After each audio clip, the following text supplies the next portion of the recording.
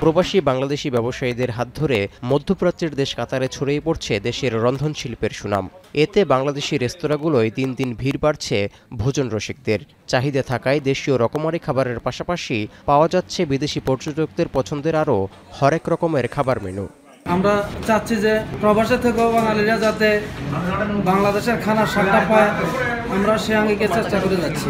যেখানে ইন্ডিয়ান রেস্টুরেন্টের আধিপত্য ছিল, অ্যারাবিক রেস্টুরেন্টের আধিপত্য ছিল, সেই জায়গাটি আজ প্রায় কাতারে প্রবাসী বাংলাদেশিরা আয়ত্ত করে নিয়েছে। এই অবস্থায় দেশটিতে এই খাতে বিনিয়োগ বাড়াচ্ছেন প্রবাসী বাংলাদেশি ব্যবসায়ীরা।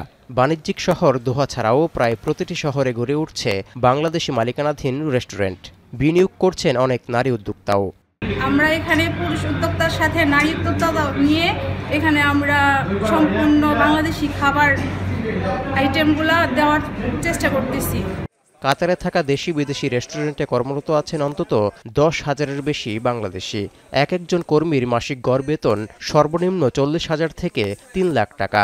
রেস্তোরাঁর সংখ্যা বাড়ছে কর্মী চাহিদাও, সুযোগ হচ্ছে কর্মসংস্থানের।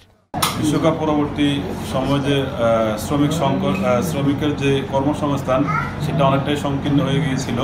ইতিমধ্যে প্রবাসী বাংলাদেশি বাংলাদেশি ভাইদের কর্মসংস্থানের লক্ষ্যে অলমোস্ট অনেক রেস্টুরেন্ট চালু করেছেন।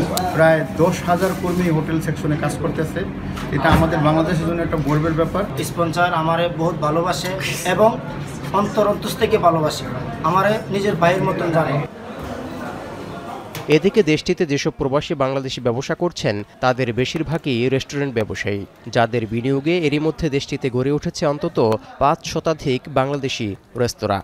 এক একটি রেস্তোরাঁ থেকে মাসে গড় আয় অন্তত 5 লাখ টাকা।